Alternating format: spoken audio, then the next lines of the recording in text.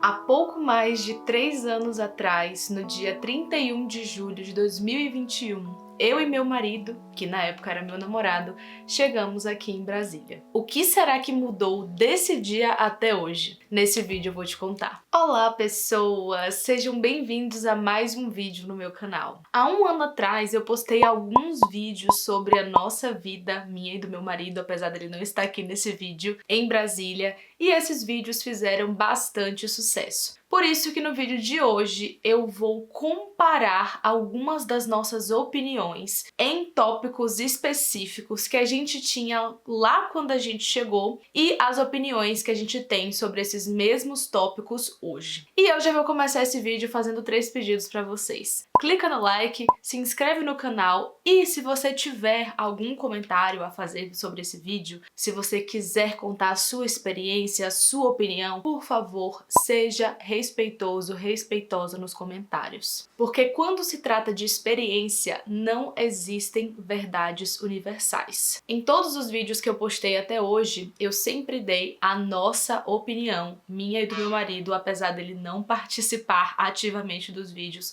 sobre a nossa experiência como um casal que mudou do Nordeste pra cá, pra construir a nossa vida aqui. Então, se a sua opinião for diferente, se a sua experiência for diferente, comente com respeito, tá bom? Agora, sem mais enrolação, vamos começar. E eu já vou abrir esses tópicos falando do mais cotado, que é a moradia.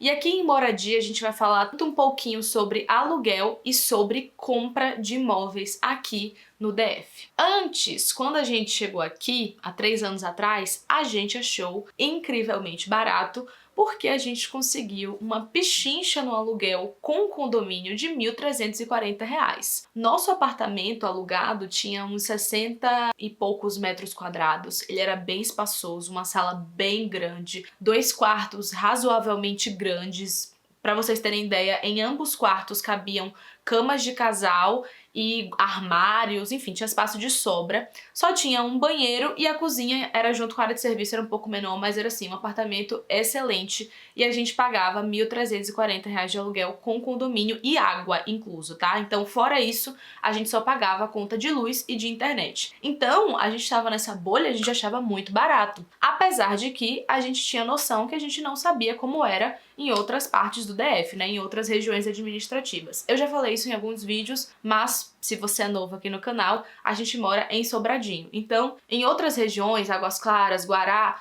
eu sabia que poderia ser mais caro, mas assim, a gente estava deslumbrado e a gente achou super barato. Também na época a gente não cotou apartamentos nem imóveis para comprar, porque a gente não tinha condição, e então vivemos nessa bolha aí de achar incrivelmente barato. Hoje em dia, temos o nosso apartamento próprio. Esse apartamento que a gente mora hoje é nosso, e ele não foi necessariamente caro pro que ele é pra gente, né, pra todo o conforto e comodidade que ele nos dá, mas também existe uma questão em relação à compra de imóveis em algumas áreas do DF, que é a não regularização dos terrenos. E o que é que isso acarreta, gente? Acarreta que você não pode financiar imóveis que estão em áreas que ainda não estão regularizadas e você também não pode escriturar. Então, para quem vive uma realidade de uma cidade que nunca você viu isso na vida, como era o nosso caso vindo de Salvador,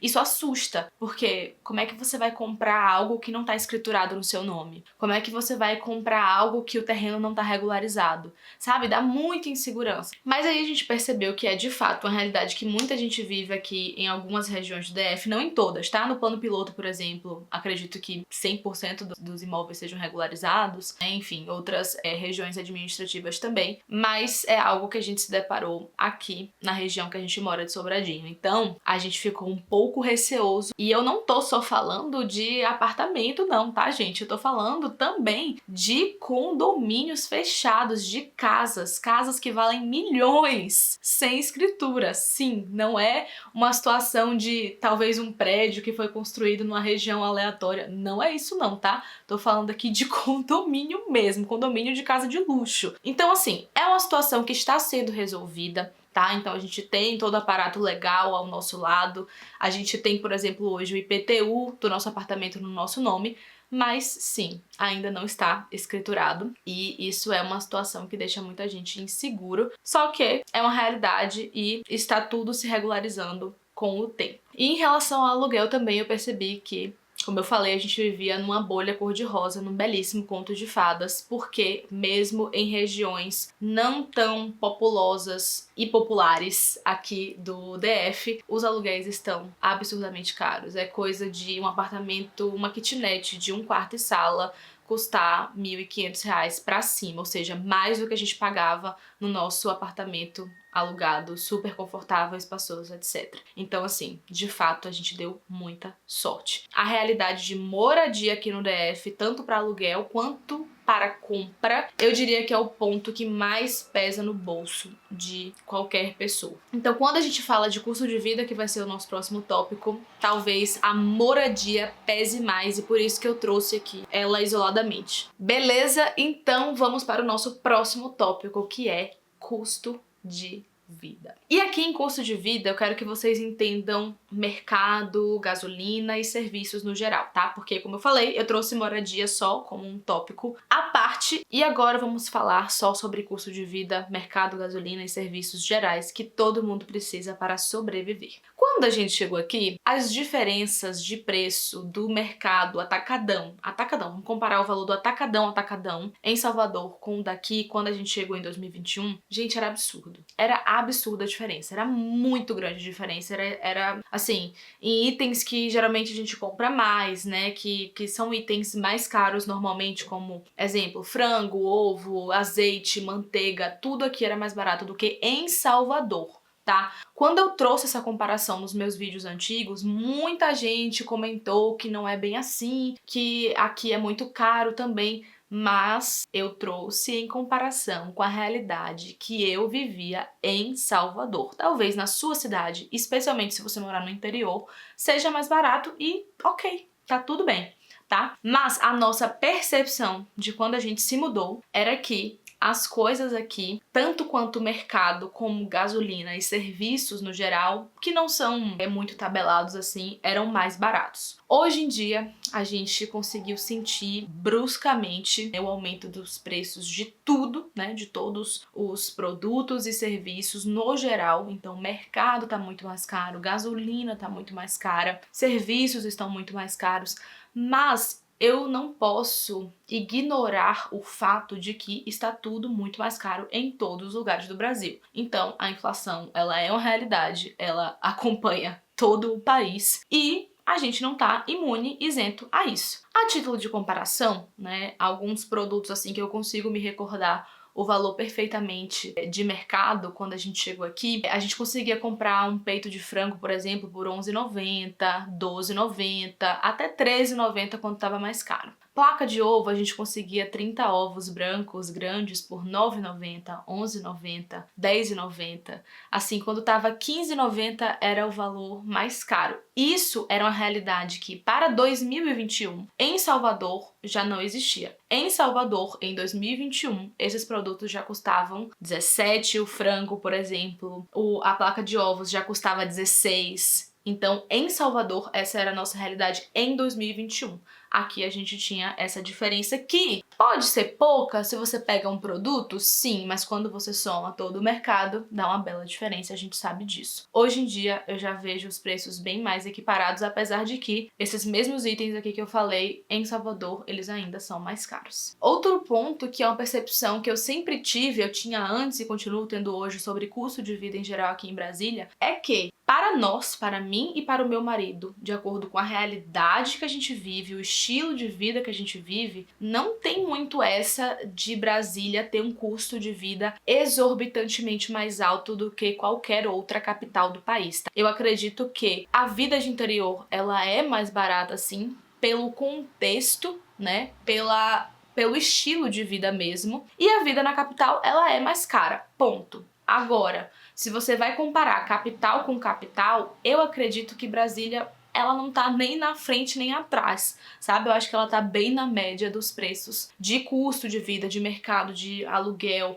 de gasolina, que a maioria das capitais do país. Eu acho que tá bem na média. Talvez aí, como eu falei, a questão da moradia salgue mais. Mas também, gente, eu não acho nada muito diferente do que qualquer outro custo de vida de capital. A gente sabe que os preços são mais elevados por conta das oportunidades que a gente encontra em capitais que não encontramos em interior. Então, quando as pessoas falam que Brasília tem um custo de vida mais alto do país, não posso concordar com essa afirmação, porque não é a realidade que eu vivo aqui, em comparação ao que eu vivi em Salvador. Ok? Vamos para o nosso próximo tópico também, que deu o que falar nos meus outros vídeos, que é a vida social. Quando eu cheguei aqui, então antes, eu achava todo mundo muito fechado, todo mundo muito mal-humorado, pessoas que não davam bom dia e não respondiam e cortavam as conversas, sabe? Eu achava isso muito esquisito. Pra quem conhece o Nordeste, se você é nordestino ou se você conhece alguém que é nordestino, se você já visitou o Nordeste, você provavelmente vai saber que os nordestinos são pessoas muito abertas, muito calorosas, né? São pessoas que gostam de conversar, são pessoas que recebem muito bem as outras pessoas. Então, eu senti um choque. Eu e meu marido sentimos um choque grande quando a gente veio pra cá, porque a gente viu pessoas realmente mais fechadas. E hoje em dia, gente, o que é que eu penso em relação a isso? Hoje em dia, a gente já estabeleceu a nossa base de amizades aqui em Brasília, né? Tanto ele no trabalho dele, quanto eu no CrossFit. Eu trabalho criando conteúdo, então eu não tenho um lugar para ir me relacionar e me socializar com as pessoas. Mas hoje em dia a gente tem a nossa base de amigos e eu acredito muito que algumas variáveis aqui estão em jogo, além da cultura do lugar, que são o quão aberto você é como pessoa. Eu sou uma pessoa muito sociável, então por isso que eu senti mais do que o meu marido, por exemplo. Ele não sentiu tanto quanto eu. Então, o quão aberto você é, qual é a sua personalidade? E 2, qual é a personalidade das pessoas desse lugar que você está, né, socializando, que você está tentando se relacionar com as pessoas, seja seu trabalho, seja um esporte, no meu caso, né, que é o CrossFit. Então, qual é a personalidade dessas pessoas? Isso tudo tem um impacto muito grande para além da cultura. Mas, no geral, eu continuo achando que sim, em comparação com a minha bolha, a minha vida em Salvador, onde todo mundo era muito aberto, todo mundo era muito caloroso, pra cá, sim, é diferente, existe um certo distanciamento para você conseguir de fato pegar uma amizade ali com um brasiliense, leva mais tempo do que você pegar uma amizade com um soteropolitano. Inclusive, vocês sabiam disso, que quem nasce em Salvador chama soteropolitano? Eu vi muita gente também nos comentários dos meus outros vídeos falando que não sabia, que ficou em choque quando eu disse que quem nasce em Salvador é soteropolitano. Pois se você não sabia, agora você está sabendo. E agora vamos para um ponto também muito importante, muito interessante, que é o lazer. Gente, quando eu cheguei aqui, eu e meu marido, eu achei isso aqui muito parado. Tudo bem que a gente chegou em pandemia, né, 2021, mas era assim, absurdamente parado, a gente não ouvia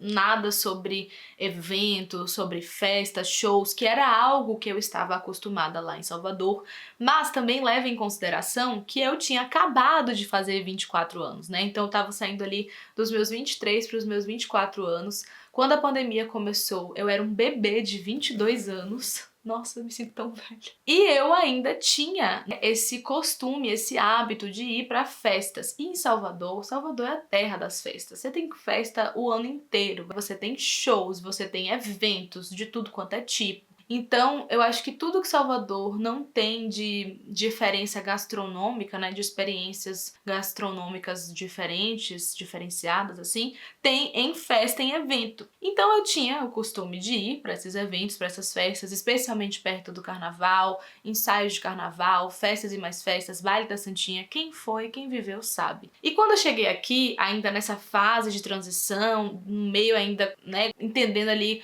como a pandemia iria acabar, digamos assim, eu senti um baque, achei chato. Também a gente não podia ir pra muitos lugares, a gente explorou um pouquinho mais da gastronomia aqui de Brasília, mas eu achei péssimo. E hoje em dia, gente, eu e meu marido, nós somos pessoas... O Vitor sempre foi, tá? Eu me tornei, também por influência dele, uma pessoa muito mais caseira, então a gente fica muito mais em casa. E quando a gente sai, a gente dá preferência a programações ao ar livre e gratuitas. também. Aqui em Brasília eu já mostrei em vlogs, eu já falei em vídeos, a gente tem o eixão, que é o eixo principal, né, de Brasília, o eixo que corta como se fosse as asas do avião. E o eixão, todo domingo e feriado, fecha e fica 100% dedicado ao lazer. Então tem um monte de barraquinhas, de food trucks, de drinks, água de coco, as pessoas correm, andam de bicicleta, andam de patins, de patinete, enfim, tem brinquedos de criança, né, infláveis, pula-pula, pra quem tem filho pequeno, a gente ainda não tem, mas é bem legal o eixão, é uma programação assim que nunca enjoa, porque é sempre gostoso, tem música também, muita gente toca música ao vivo também lá. É uma programação que a gente ama fazer. Tem outras programações ao ar livre também, a gente já foi pra uma cachoeira numa propriedade privada aqui, também tem vlog aqui no canal, eu vou deixar o card pra vocês assistirem se vocês ainda não assistiram. Então aqui em Brasília, a gente consegue aproveitar muito mais essas programações naturais e gratuitas, né? É como eu falei pros nossos familiares quando eles vieram pro nosso casamento aqui. Inclusive a gente se casou aqui em Brasília, né? A gente preferiu casar aqui do que casar em Salvador. Brasília é um lugar bom para morar e não para passear. É uma frase um tanto quanto polêmica, mas é o que a gente pensa. E claro, sair para comer também continua sendo uma opção válida pra gente. Aqui, como eu falei, tem muita opção gastronômica, muita variedade de ambientação, de culinária, de tudo, de preço, de tudo. Tem para todos os gostos, gente. De verdade, é muito boa a variedade que a gente tem aqui, mas também é mais do mesmo, né? Então, como eu falei, Brasília é bom para morar, na nossa opinião, não para passear. E agora vamos para um assunto também um tanto quanto polêmico, mas muito relevante na vida de todos nós, que é transporte. Antes, a gente achava que transporte público era inacessível para o nosso estilo de vida, para o que a gente precisava fazer, no caso o Vitor, né, porque eu trabalho de casa, então a gente achava transporte público inacessível para ele ir pro plano todo dia e voltar, porque a oferta é bem escassa e demora demais, da nossa casa pro lugar que o Vitor trabalha, tá? Na nossa realidade. Uber, muito, muito, muito caro. Não porque aqui tem muito engarrafamento, a gente já vai chegar nesse ponto, mas porque as distâncias são muito longas. Então, se você tem uma distância maior, obviamente o preço vai ser maior também. E a gente achava que era um ponto positivo, incrível e maravilhoso o fato de não ter engarrafamento, porque a gente não via esses engarrafamentos. E aí já vamos para a nossa visão hoje. A nossa visão de hoje é que, de fato, transporte público para nossa realidade continua sendo inacessível, não tem como, porque a gente mora em Sobradinho e o Vitor mora no Plano. Daqui para o lugar onde ele trabalha, ele teria que pegar 2 transportes públicos e isso levaria uma média de 2 horas para ele chegar, sendo que são 20 quilômetros de distância. De carro, ele faz esse mesmo trajeto em 22 minutos. Então, de 2 horas para 22 minutos é muito tempo, é muita perda de qualidade de vida, né? Então, não tem como comparar. Mas se você tem uma outra realidade, se você mora num lugar que é próximo do seu trabalho, se você trabalha de casa, né, você não precisa se deslocar todos os dias para o seu trabalho, talvez essa não seja uma questão para você. E o transporte público e o Uber te atendem super bem, porque apesar do Uber ser caro, depende muito de para onde você vai e quantas vezes você vai por semana. Então tudo depende, gente. É por isso que eu acho tão raso a gente comentar certas coisas, né, falar certas coisas baseado apenas na nossa realidade. É como eu tô falando pra vocês, tô compartilhando aqui a minha realidade com a do meu marido. Se a sua realidade for diferente, não tem por que você comentar com raiva aqui embaixo porque a sua realidade é diferente. Ela é só diferente e não tem nada de pior ou de melhor nisso. Então, se o transporte público te atende super bem, cara, isso é muito bom porque você gasta muito menos dinheiro do que a gente, por exemplo. Que a gente paga gasolina, IPVA, manutenção de carro. Então, assim, é muito mais gasto, óbvio. Se a gente, honestamente, se a gente tivesse como ser bem atendido pelo transporte público, a gente não teria carro. Só que, para a nossa realidade, mais uma vez, em relação ao engarrafamento, isso a gente mudou de opinião drasticamente. E assim como o nosso aluguel lá em cima, que eu falei que a gente estava numa bolha cor-de-rosa, que a gente tinha dado muita sorte, a gente dá muita sorte com o trajeto que a gente precisa percorrer todo dia, né? Tanto eu que vou pro CrossFit todo dia, quanto o trajeto daqui de casa pro trabalho do Vitor,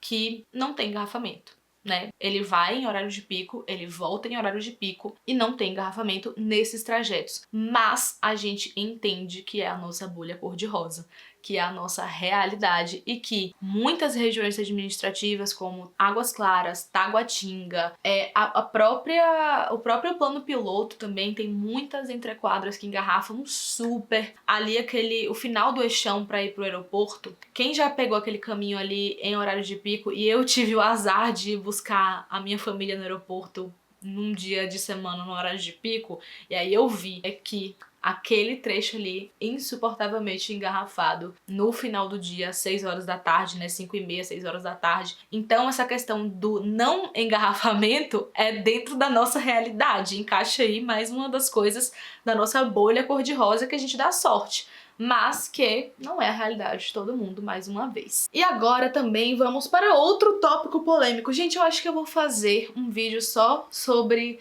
opiniões polêmicas que eu e meu marido temos sobre Brasília. E aí a gente vai explicar essas opiniões polêmicas que a gente tem. O que é que vocês acham? Mas enfim, segurança. Antes, quando a gente se mudou, a gente achava uma completa também bolha cor-de-rosa, porque, mais uma vez, dentro da nossa realidade, dos trajetos que a gente faz todo dia, dos lugares que a gente para e que a gente já foi, a gente não se sentiu tão inseguro quanto a gente se sente em Salvador. E não é sentir em Salvador, é sente, porque toda vez que eu volto em Salvador, não é como se eu me acostumasse com o nível de segurança que eu tenho aqui e eu expandisse isso e ficasse ok em Salvador. Não, no minuto que eu piso lá, eu sinto a energia pesada do perigo e do caos. Então, assim, não é uma coisa que, a minha mente se acostumou. Não, não me acostumei. Toda vez que eu volto pra Salvador, eu me sinto insegura. Mas, gente, não é só relativo, tá? Muitas pessoas também comentaram nos meus outros vídeos, e qual é essa Brasília que você tá vivendo? Porque a Brasília que eu vivo é muito perigosa, etc e tal. E, honestamente, eu tenho informações, dados, né, que corroboram com a minha sensação, com a minha experiência aqui. Pra vocês terem uma ideia, o Atlas da Violência de 2024 classificou Brasília como a segunda capital mais segura do país. Então, assim, não é só vozes da minha cabeça e a minha experiência da minha bolha, como eu falei aqui em alguns tópicos, mas sim dados que corroboram com isso. E se você vive naturalmente numa região um pouco mais marginalizada daqui de Brasília, que é mais insegura, provavelmente a sua sensação vai ser totalmente contrária ao que eu tô falando aqui. Mas nós temos os dados e, gente, mais uma vez, não importa. Às vezes a sua realidade específica vai ser totalmente diferente e é isso. Então, antes a gente achava essa bolha cor-de-rosa e hoje, em comparação a Salvador e principalmente ao Rio de Janeiro, que foi outra capital que é bem perigosa que a gente visitou, eu sinto que aqui a gente continua sendo privilegiado. Gente, significa que eu não vou tomar cuidado, que eu não vou prestar atenção aonde eu tô indo, o que eu tô fazendo? Claro que não. Porque continuamos num país que tem uma criminalidade alta, continuamos, eu no meu caso, né, eu sou mulher, é óbvio que eu vou me sentir insegura. Eu já pude ver algumas situações assim um pouco esquisitas, mas nada tão esquisito e tão perigoso quanto o que eu vivia em Salvador. Então talvez a minha opinião seja baseada muito provavelmente nesse contraste das minhas vivências, porque eu saí de um lugar extremamente perigoso. Se vocês não acreditam em mim, mais uma vez, pesquisem lá no Atlas da Violência de 2024 e vejam, né, a posição que está Salvador. Então, muito provavelmente esse contraste da minha experiência me faz ver Brasília com olhos mais belos, né? Ter uma visão mais bela de Brasília em relação à segurança do que se eu tivesse morado, por exemplo, num país desenvolvido. É um país desenvolvido da América do Norte, da Europa, e viesse pra cá, talvez eu achasse mais perigoso e tivesse a impressão contrária, né? Não, Brasília é uma cidade perigosa. Só que como eu tive o contraste contrário, vocês entendem onde eu quero chegar, né? Então, gente, mais uma vez, sim, continuo achando Brasília mais segura do que Salvador. Sim, me sinto muito melhor aqui, especialmente sendo mulher. E também acho, isso é um detalhe importante, que em todas as experiências em que eu e meu marido, fomos parados em blitz, tanto de bafômetro, blitz, não sei como é que chama da lei seca, tanto em blitz de bafômetro, tanto em blitz normais, nós fomos super bem tratados por todos os agentes policiais que abordaram a gente. Então, isso é um ponto bem positivo pra mim, porque em Salvador também a gente teve outras experiências não positivas, né? Então, esse contraste, mais uma vez, se apresentou na nossa vivência aqui. Saúde. Antes, eu não tinha parâmetro, porque eu nunca tinha ficado doente.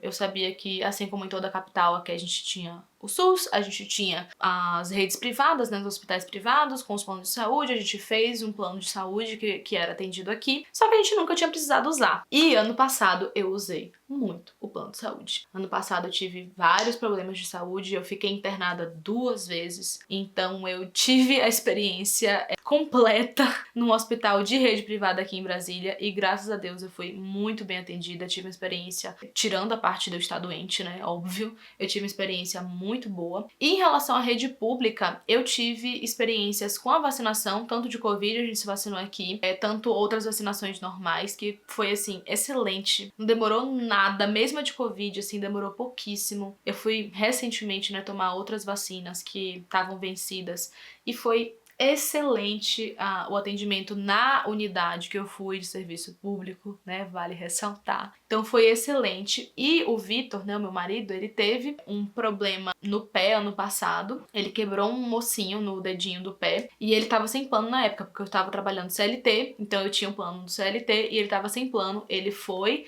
no hospital público, ele foi atendido pelo SUS aqui na região onde a gente mora e também deu tudo certo. Até o tempo de espera, assim, foi surpreendentemente ok, como em qualquer outro hospital particular. Óbvio que, né, os aparelhos, enfim, a infraestrutura ela é um pouco mais antiga, segundo o que ele me falou, porque eu não fui com ele nesse dia, mas ele foi super bem atendido, fez raio-x, saiu de lá com receita, enfaixou o pé e foi ok. Então, a gente tem essas experiências com saúde aqui em Brasília. Não sei como é em outras regiões administrativas. A gente mora em Sobradinho e talvez até quem mora em Sobradinho tenha tido outras experiências diferentes das nossas. Hoje em dia, nós dois estamos com plano de saúde de novo, porque a gente prefere ter a segurança de que a gente vai ser atendido de qualquer forma, né, se a gente tiver um problema mais grave. E até para fazer exames preventivos também, eu que sou mulher, né, preciso fazer e prefiro ser atendida pela rede particular. Então, já que a gente tem essa possibilidade, a gente faz, certo? E o último tópico que eu queria trazer aqui era um tópico que, infelizmente, eu não posso falar sobre porque eu não vivi essa experiência aqui,